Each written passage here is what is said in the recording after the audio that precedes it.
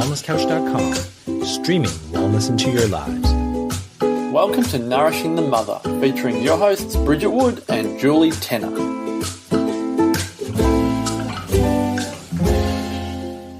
Hello and welcome to Nourishing the Mother. I'm Julie Tenner. And I'm Bridget Wood. And today we're talking about the magic of friendship, and particularly female friendships, for what they do to connect us to ourselves and to each other and really bridge that bond of deep soul growth, I suppose. And really in the context of, we talk a lot about the power of a tribe of women and how we've lost that physical village and that need for creating that. We really wanted to talk about it through, I guess, our own experiences in our life of holding the space for friends and what that gives them and what that gives us in return. I had a particular experience that I was recounting to Jules just recently, and it was with a dear friend whose life has diverged a lot differently to mine in the last few years, but is one of those people who you just know you have that deep, almost soul sister kind of connection to. She's somebody who, we were each other's bridesmaids, and we, our husbands were each other's groomsmen, and we got married 6 months apart, and it was just a really, really tight knit friendship. But her journey really took a different turn and has changed on a conscious level for her. And so we haven't, I guess, had the likenesses and the things in common that we used to have. And so we haven't talked as much, but when I did speak to her recently, I realised what a rich friendship it was, because we were able to connect in such a way, in such a vulnerable way, that I don't know that you always get with women or with people generally. There was quite a big wound that I had to dive into with her, and I honestly didn't know how it was going to go.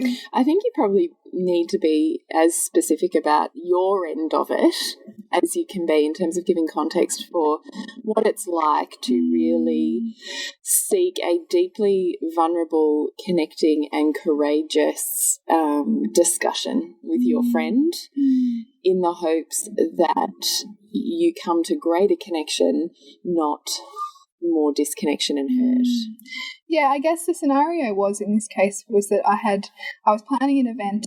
It was something that I toyed around with inviting her to, but ultimately decided not to, because I felt that it was going to bring up too much pain for her. Now, this is interesting, right? Because you and I always talk about the cure for the pain being in the pain, but that's our choice, right? You choose when you want to go into your pain. You choose that, and I don't believe in forcing that on people who aren't asking for that, whose journey is not that. And this is very much where she's at. And so I was conscious to not put her in this situation where she was going to have to face some of her motherhood wounds, not only with her own mother, but her own potential to not become a mother. And I was really attuned to what that might feel like for her to be put in that space. And so I thought, no, I'm going to make the decision not to even broach it with her and have her then feel that sense of, I should be there, or I'll just go because it's important for me to go. That sense of an obligation rather than a desire. Yeah, an obligation. I didn't want to put her in that. But then I got this text message from her, and she was so beautiful. She'd said, we haven't spoken for months, but she said, in yoga this morning, I set the intention for you and your baby. It was so gorgeous. And in that moment I thought, oh no, have I made the wrong choice? Have I made the wrong choice for not inviting her? And I thought, you know what, I'm just going to put my pants on. I'm going to call her. Were you scared to do that? No, because I knew I had to own it.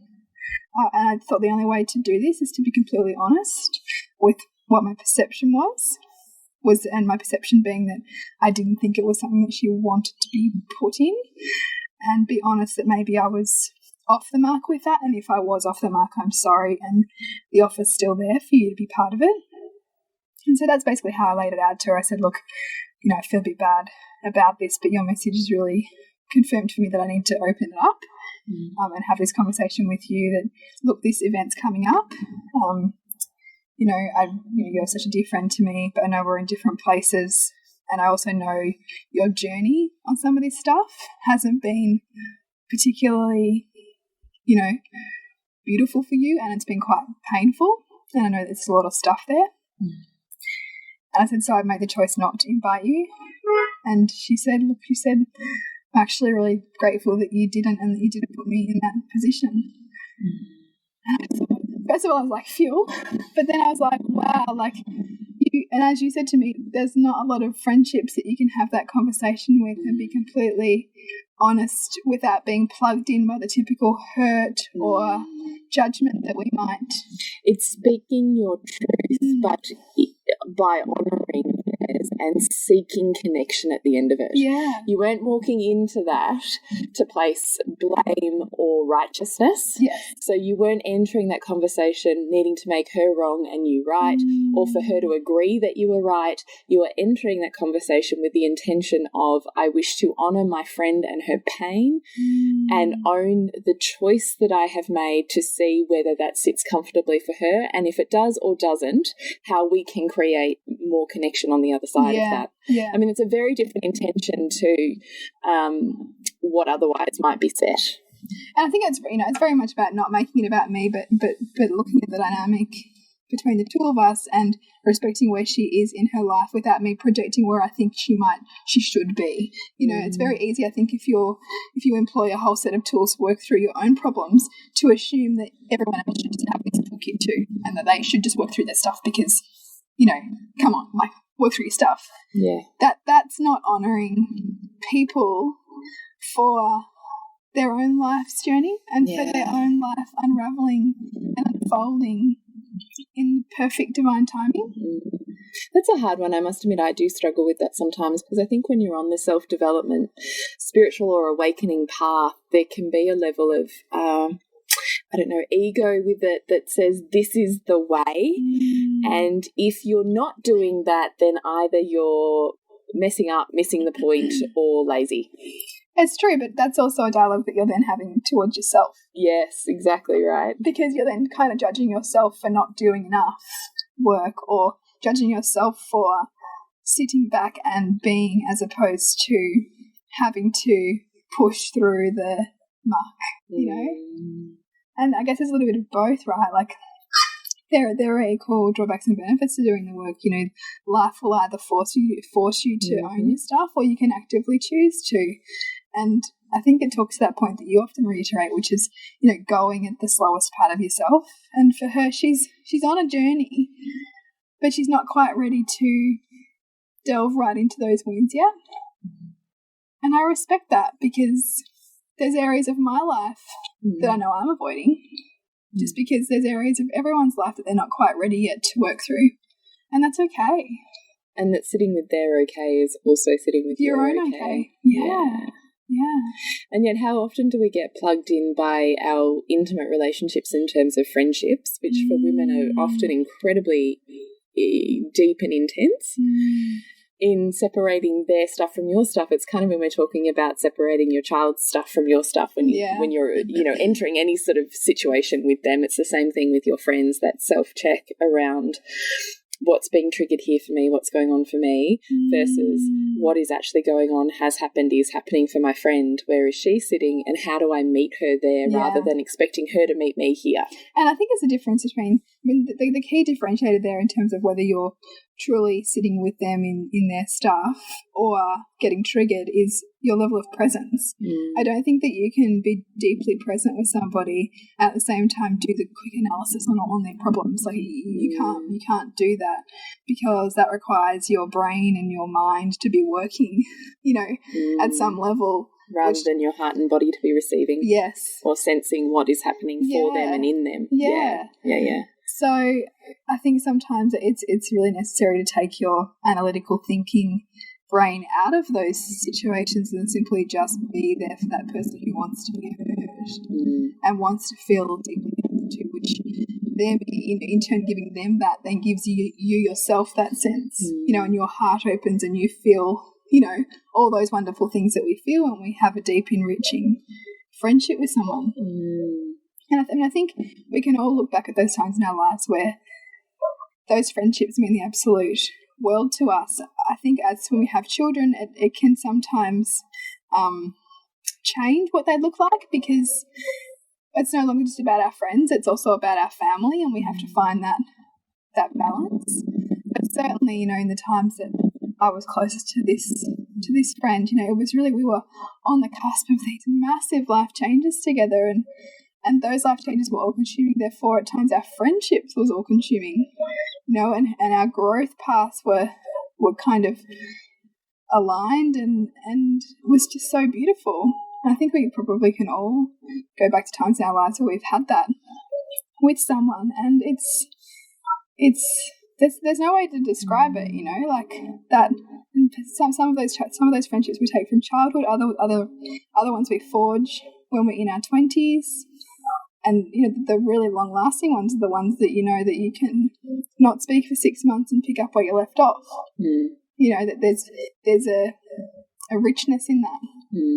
So, yeah. Would you be deeply vulnerable like that with all of your friendships, or would you pick and choose who you reach that vulnerability with? No, I pick and choose, because I think it depends on the friendship. I think it depends on the person and their level, like their own also level of willingness to own their story and be vulnerable with me. Like, I think I can only be vulnerable to the level that other people can be vulnerable with me, but I also know they're only being vulnerable with me to the level that I'm willing to be vulnerable with them. So I think some friends I haven't got that depth with, and that's okay too, because they're different friendships with different, you know, levels of connection.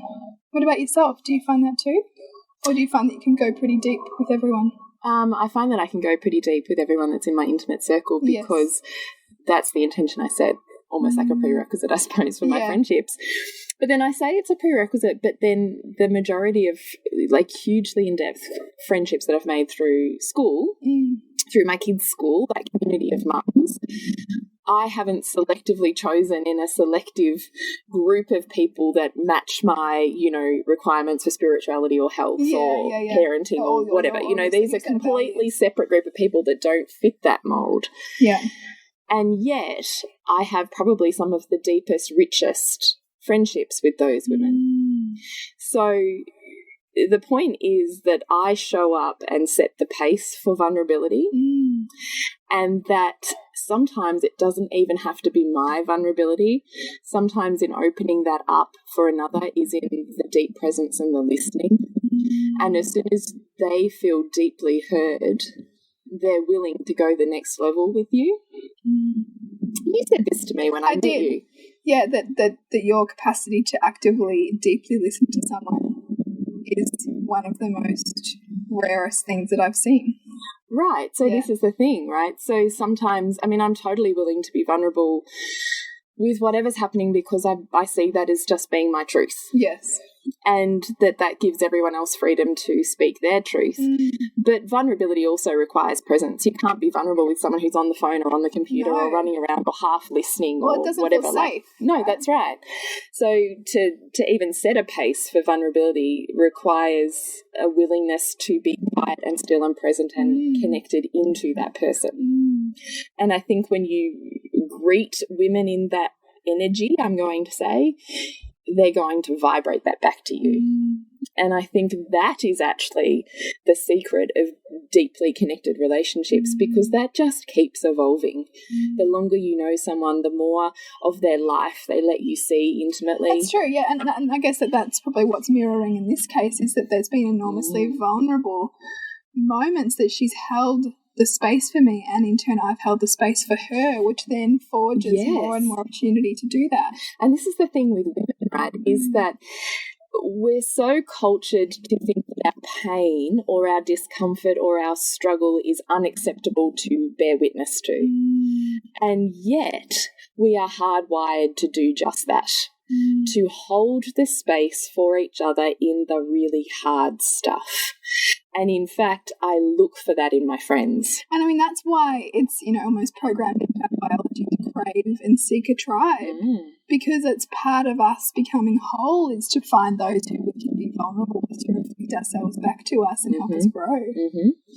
And it's through those deep, dark places that you really find each other's soul, right? I mean, you know, la happy times at a dinner party is beautiful, but I'm not really touching anybody's soul in that moment. And, you know, and I think, you know, you yourself have said this to me before, and this is what I often find frustrating about, you know, some friendships, and this is really a reflection of me too, is that, you know, I don't want like surface conversations. You know, It's funny that, isn't it? Because I then find myself avoiding the chitty chat. Because I'm not really interested in the chitty chat. Yeah. I'm interested in tell me what's going on for you.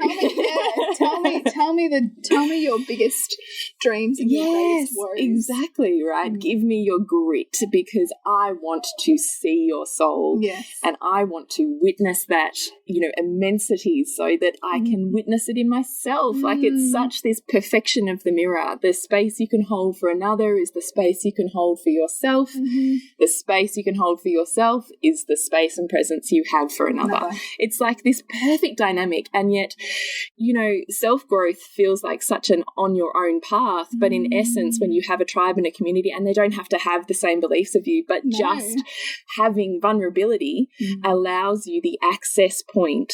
It's like this perfect dynamic, right? In healing them, you heal you. It's the gateway for everybody.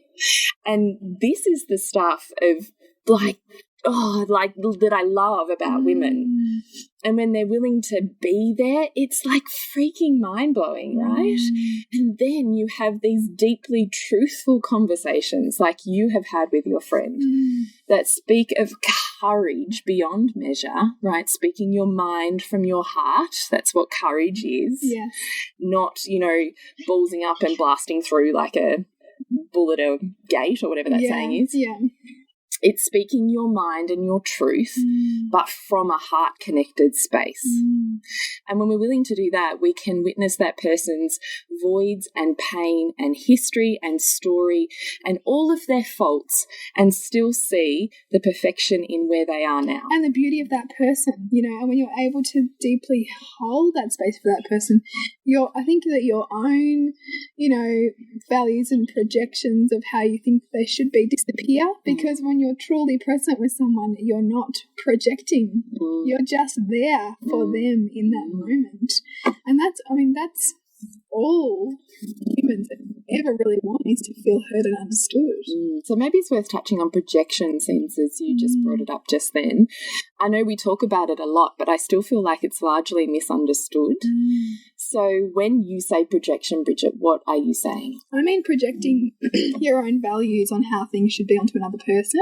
So we all live our life with our own unique set of values, which is basically our fingerprint. And our values come from a perception often decided young for us at a young age that something's missing in our life. So we might have felt like a certain parent didn't give us enough attention or love, so we are seeking that through external means to try and fill a void, fill something that's so painful for us that we can't look at. And so, you know, trying to judge somebody else as right or wrong, or their activity is good or bad, is futile, because we all have our own set of values that are driving our behaviours all the time. But we don't realise how often we are projecting out to the world and to the people around us how we think they should live, which is really just trying to fit them into our own value set. Yeah, it's interesting, isn't it? Yeah. And it's so interesting when you see that, because it doesn't matter what situation there is that you are involved in or witnessing, you are seeing it through a filter. Like you pick a colour, right? Your filter is pink because you have all of these wounded stories about motherhood and sacrifice and what a mother should be and a child and a parent and all of this stuff because of your wounds. My friend who's sitting next to me has a green filter.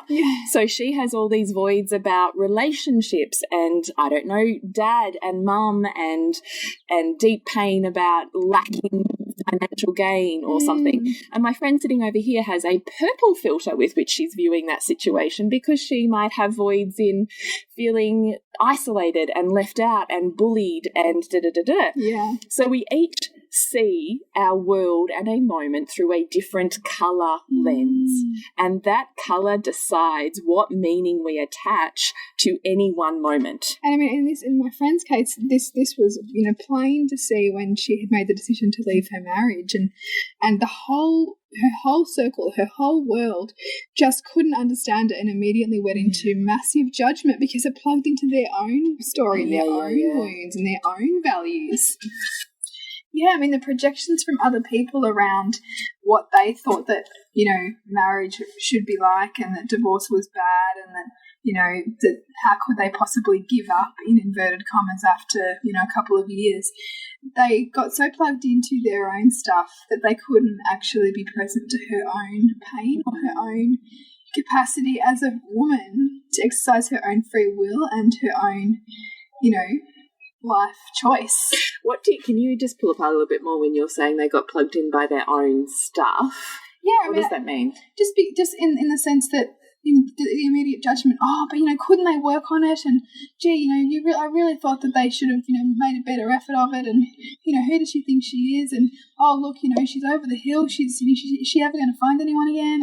And basically all which are their stuff. Internal thought processes about themselves. Yeah, all their own internal stuff. Which she, by having the experience that she has had, has brought up the mirror for them, because all of a sudden it's in their face. They're having to see their void or their fear or their inner thought processes and beliefs, and it makes them uncomfortable.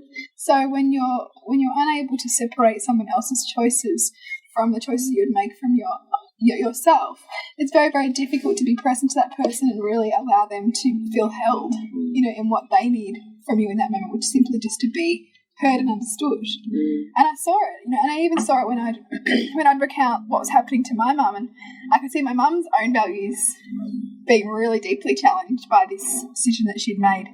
And it was just so fascinating to observe, around her what was going on. And, she said the same thing. Her and her husband, actually, it was very amicable, the decision that they'd made. It seemed to be a much bigger problem to everybody around them than it was to them about them breaking up, because they were so deeply challenging the ideals that other people held around the institution of marriage and relationships, and how divorce is wrong and all of those things. And their own power, isn't it? I mean, it's there's so much about speaking your truth, which to be able to speak your truth, you have to be able to hear your own inner truth. Yeah. So there's so many layers to even making a decision as life-changing as that. Yeah, and I said to her, even when I spoke to her recently, I said, I still think it was so courageous of you to make the decision that you made in the face of such judgment. And, this really speaks to that idea that she was listening to her inner voice. She was tapping into her own voice and power and truth, and allowing that to be louder than the, opinions on the outside. Whereas a vast majority of people will govern their life based on what everybody else would think, and deny their own soul in order to please the people around them. Which we see even on a less grand scale in everyday playing out, but possibly in you or in the people around you, is they manipulate and change the way that they behave or the way that they are perceived or what they're willing to say, do, whatever, based on what they think is acceptable. Yeah, and as well, what will keep them in a tribe rather than keep them isolated out of the tribe. Yeah, so it's conforming, really, isn't it? Conforming to the rules and regulations that they perceive, govern the friendships, the society, the groups, the social values of those around them. Which is why we talk so much about understanding values, the mirror that's being reflected to you in every moment, and perception, what you and everyone around you are perceiving on the same moment, because there's no such thing as reality in that case, right? Because everybody has a story based on the colour of filter they're looking through. Exactly. So there is no right or wrong, because everything is a filter. And when you come to that point, that's why we talk so much about it in the podcasts, and why we really spend a whole week or 2 weeks, really half of our course, delving into this, because it underpins and transforms relationships, stories from the past that run your present, and therefore gives you the mastery over your future. Absolutely. Unless you're willing to see the voids driving the perceptions, driving the story, and how you then run with that, you can't change or have mastery over what is to come. No, not at all. And I think just bringing that awareness, so much of what we do in the course and so much of the work is simply, first of all, is to bring your awareness Because you cannot change what you're not aware of. No, exactly. And our intimate friendships, outside of our intimate sexual relationship, our intimate friendships, our intimate heart-held connections, so deeply give us the opportunity for each of those things. Like the healing, the wisdom, the perceptions at play, the, strengthening of this muscle of presence based on witnessing that person, not how you're seeing them through your coloured filter. This is like it's a muscle that gets strengthened. The ability to speak your truth and have the power to sit in it comes from the ability of deeply listening to yourself, holding presence for yourself, which you can practice by doing that for another. Absolutely. And, you can practice also, after the moment where you did hold the presence for someone, asking yourself the quality questions around, wow, what did that really bring out for me, and what did I learn about myself from that exchange? Because really we learn so much about ourselves, if we're conscious to it, from the people around us. We learn about our values, we learned about our wounds, we learn about our judgments, about our prejudices, about what matters to us, about what doesn't matter to us. There's such a richness of learning that the world offers us about ourselves if we have the tools, which we explore so much in these podcasts and through the program. If we have the tools to unpack it. Yeah, exactly right.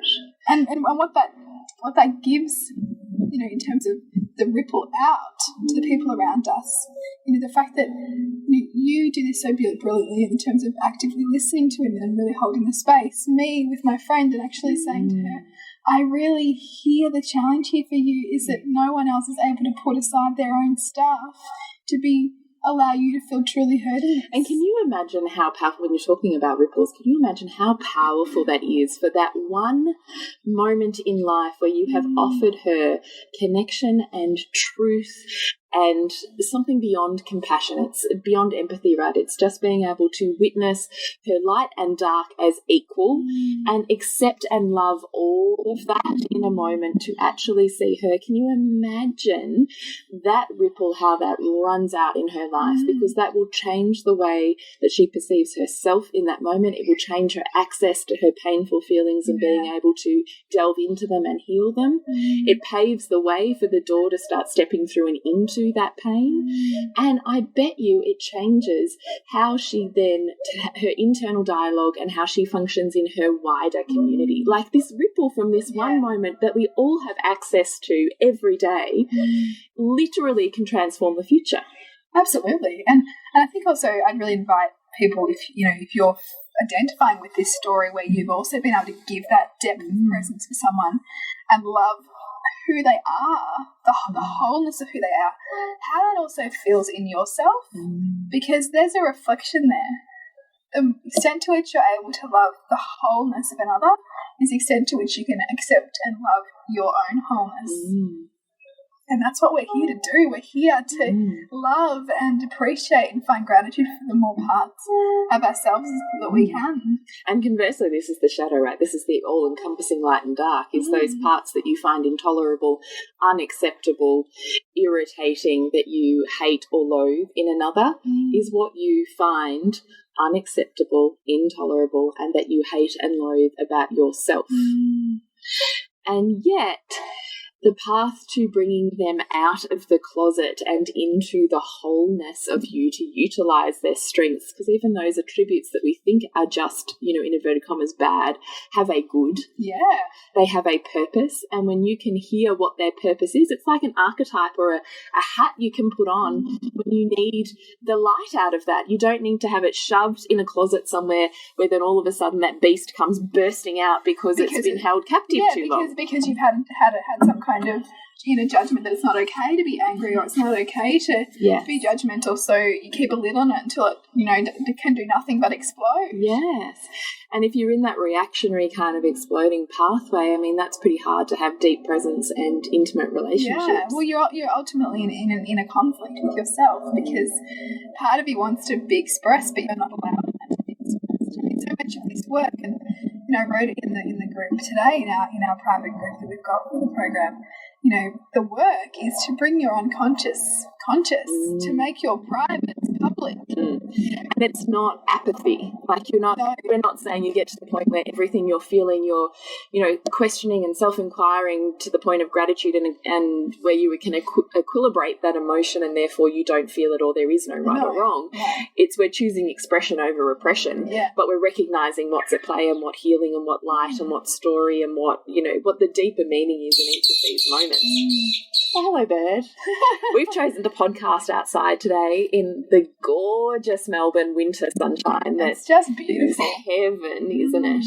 So we're hoping the sound quality is okay. And maybe that is the segue out of the depth of this deep connection. What do you think? I think so too. I think that there's lots in this for hopefully others to reflect on the friendships that they have and the form that those friendships take and what their friendships give them in their own growth as well as enrich their friendship, and the person sitting opposite them in these moments of deep connection. So if you want to connect with us, we'd love you to hop online to go to our website, nourishingthemother.com.au. Rate our podcast on iTunes. If you have 5 seconds, that certainly helps us spread the word, so to speak, people to actually be able to search and find us, other mothers, other women looking on the same awakening path and journey that you are. Share anything that's really speaking to you. If it really opens your heart or hits a raw nerve or produces feeling that is expressed and shared rather than repressed and kept secret. Yeah. And jump online on Facebook if you really have a comment, a question, an interaction. We certainly really enjoy that. We would love to have you there. And to connect with you, Bridget. SuburbanSandcastles.com and you, Jules. ThePleasureNutritionist.com. And until next week when we continue to peel back the layers on your mothering journey. This has been a production of TheWellnessCouch.com. Check us out on Facebook and join in the conversation on Facebook.com/The Wellness Couch. Subscribe to each show on iTunes and check us out on Twitter. The Wellness Couch, streaming wellness into your lives. Whilst the Wellness Couch presenter endeavor to provide accurate and helpful information to their listeners, these podcasts cannot take into account individual circumstances and are not intended to be a substitute for health and medical advice from a qualified health professional. You should always seek the advice of a qualified health professional before acting on any of the information provided by any of the Wellness Couch podcasts.